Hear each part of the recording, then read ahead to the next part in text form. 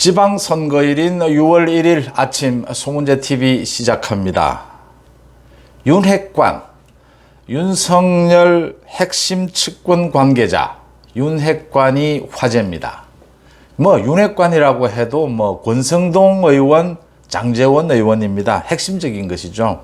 특별감찰관, 그 다음에 윤종원 국무조정실장, 그 두 가지 부분에 있어서 윤핵관의 존재가 있어서 윤석열 정부 초기 균형감을 보여줬다, 이런 평가입니다. 이게 무슨 내용인지 여러분들과 함께 지방선거 본투표조 오늘 아침 여러분들과 함께 따져보고자 합니다.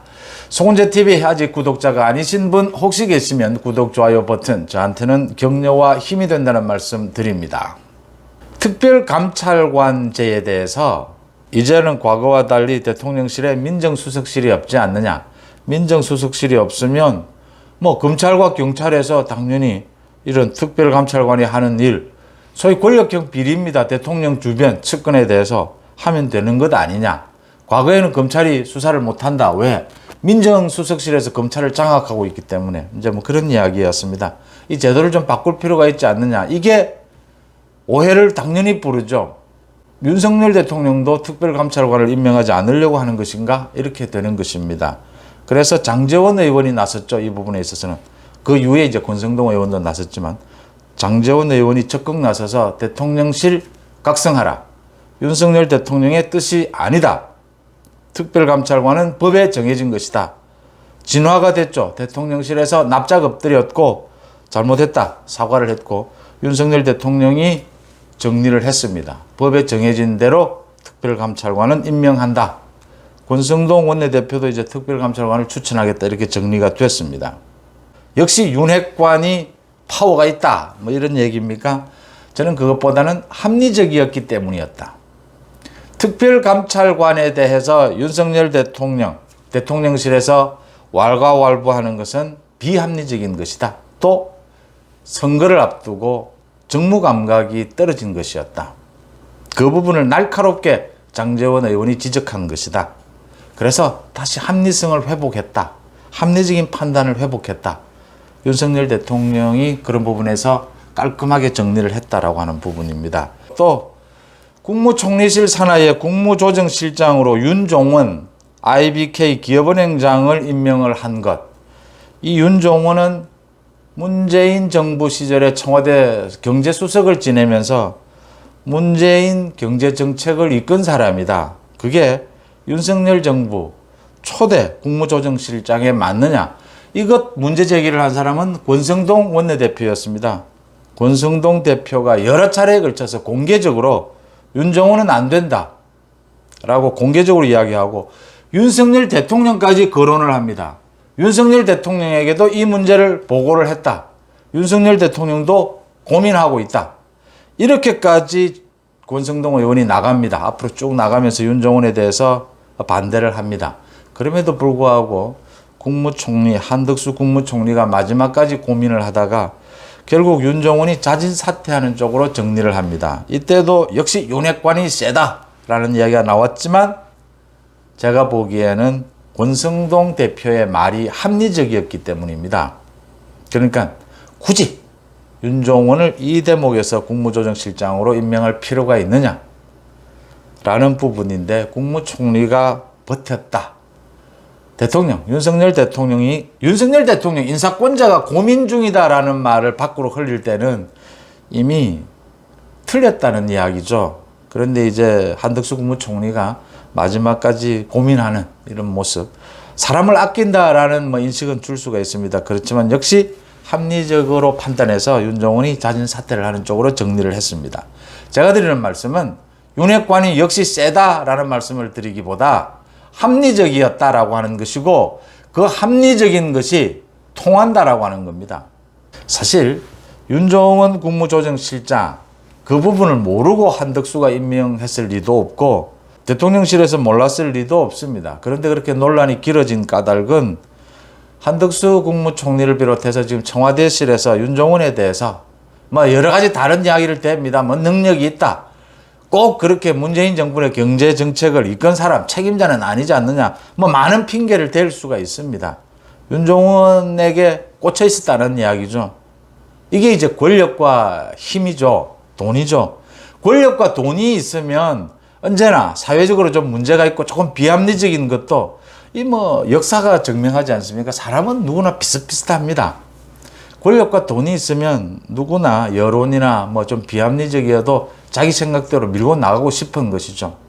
자신 개인 또는 자기 그룹의 이익 생각대로 밀고 나가고 싶은 것이죠. 이제 그게 부딪힌 겁니다.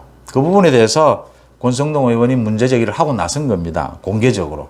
또 특별감찰관제 제도적으로 문제가 있죠. 그러니까 민정수석실이 없어졌는데 뭐 굳이 특별감찰관을, 이 사실 뭐 화장실 갈 때 올 때 마음 다르다라고 하는데 이런 부분들이 있습니다.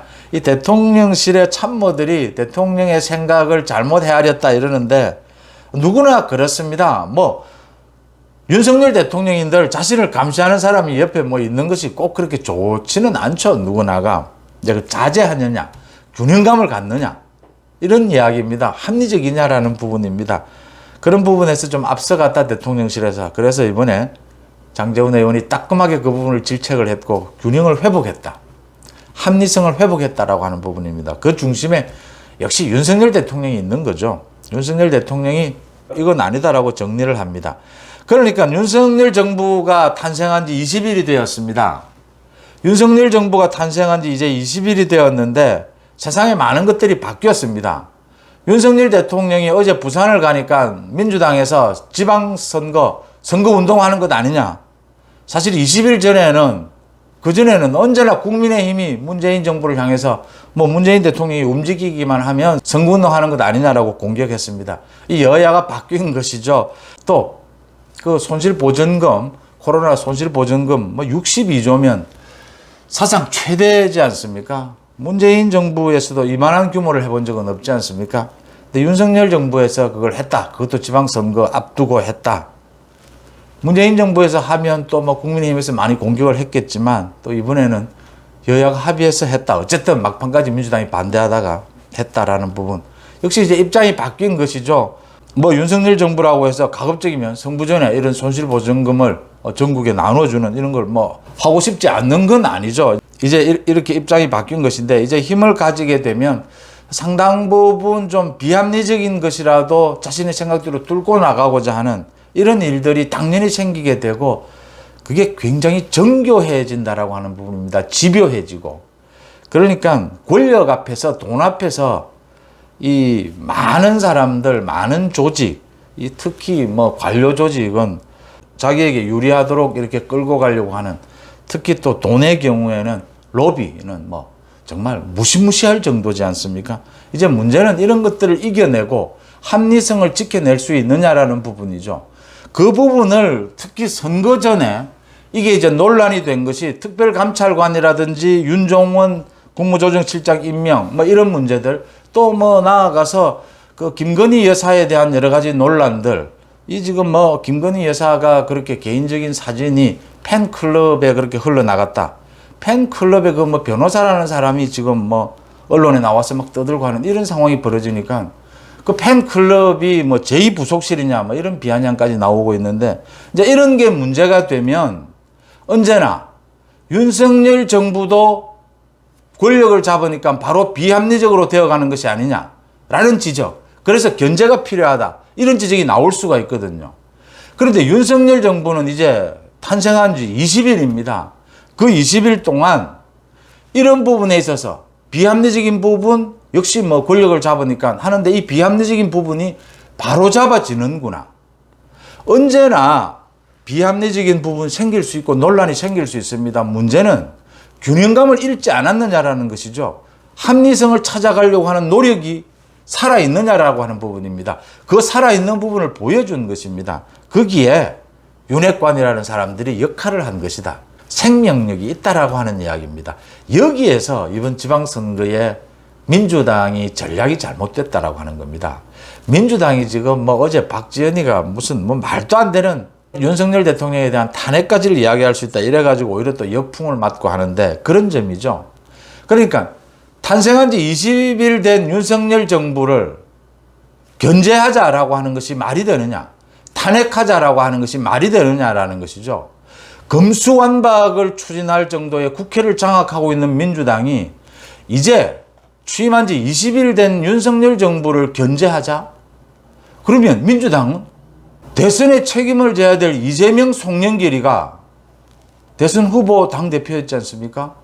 이번 지방선거에 출마해서 윤석열 정부를 견제하자? 그러면 당신들은 책임도 지지 않고 지금 출마에 나왔는데 당신들 견제는 누가 하지? 이야기가 이렇게 되는 겁니다. 이래서 민주당의 전략이 잘못됐다라는 것입니다. 탄생한 지 20일 된 윤석열 정부, 거기에다가 아직까지 특별감찰관이나 윤종원 이런 사태에서 보여주듯이 비합리적인 부분들이 살짝 발생을 하면 그 합리성을 찾아가는 균형감을 전혀 잃지 않는, 당연히 잃지 않죠. 정권 초창기인데 특히요. 윤석열 대통령이 그런 부분을 놓칠 리가 없지 않습니까? 이런 정부에 대해서 견제하자라고 하니까, 이런 정부에 대해서 탄핵하자라고 하니까 국민들이 실소를 터뜨리는 거죠. 콧방귀를 끼는 거죠. 웃기고 있네 이렇게 되는 거죠. 여기에서 민주당은 이번 지방선거를 도저히 유리한 국면으로 끌고 갈 수가 없다는 것이죠. 처음부터 민주당이 잘못했다라고 하고 책임지겠다라고 하고, 하지만 민주당을 지방선거에서, 지방 권력에서 명맥만은, 생존만은 하게 해달라고 했다면 지금보다 훨씬 나아지지 않았을까? 그게 전략의 문제입니다. 그러니까 윤핵관이 지금 윤석열 정부가 가고 있는 초창기에 약간씩 혼선이 일어나고 있습니다. 이 정부 초창기에 워낙 많은 부분들을 바꿨기 때문에요. 대통령실을 이전하고 대통령실의 업무 시스템, 업무 문화가 완전히 바뀌어 버렸지 않습니까? 그러니까 굉장히 혼선이 일어나는데, 그 혼선이 일어나는 와중에 좀 비합리적인 부분을 장제원, 권성동이 지적했고 그걸 바로 잡았다라고 하는 부분, 이 부분이 굉장히 중요하다라고 하는 겁니다. 균형감을 잃지 않아야 한다. 한동훈 장관 이야기를 많이 합니다. 법무부에 소위 고위공직자 인사 검증 기능을 준다. 오는 7일이 되면 그 검증단을 설립을 한다. 이제 대통령령을 바꿨다. 너무 큰 권한이 한동훈 장관에게 몰리는 것 아니냐. 예, 맞습니다. 제가 봐도 권한이 집중이 됩니다. 한동훈 법무부 장관. 지금 한동훈이어서 문제인데 법무부 장관에게 엄청난 권한이 집중되는 건 맞습니다. 법무부 장관 아니면 누구에게라도 지금 권한이 집중될 수밖에 없는데, 대통령실의 소위 대통령실의 권한의 핵심이라고 하는 민정수석의 권한이 법무부 장관에게 거의 많이 간다라고 하는 것이죠. 기존의 권한에다가. 그래서 제가 소통령 맞다라고 말씀을 드립니다. 문제는 소통령이 문제는 아니죠. 권력이 집중되면, 돈이 집중되면 언제나 언론의 기능은 언제나 감시를 해야 되고 견제를 해야 합니다. 일단 비판부터 해야 합니다. 힘이 집중되고 돈이 집중되면 언제나 문제는 생기게 되어 있습니다. 역사가 증명하는 것이죠. 사람은 크게 바뀌지 않는다. 사람은 크게 다르지 않다라는 것이죠. 그럼에도 불구하고 한동훈 장관을 지켜보는 것입니다. 윤석열 정부의 합리성, 균형감이 여전히 살아있기 때문에 한동훈 장관이 자신에게 주어진 이 법무부 장관의 엄청난 권한을 어떻게 견제하고 어떻게 자제하고 어떻게 균형감을 살려가는지 지금 시스템을 만들고 있거든요. 한번 지켜본다라는 것입니다. 그런 부분들에 대해서 오늘 지방선거 본투표일이지 않습니까? 민주당이 지금 전략이 잘못되면서 완전히 스텝이 꼬여버렸다. 윤석열 정부, 국민의힘은 제대로 약간씩 혼선이 빚어지고는 있지만 제 길을 찾아가고 있다. 합리성을 찾아가고 있다라는 점이 대비가 되는 대목입니다. 송은재TV 마칩니다. 고맙습니다.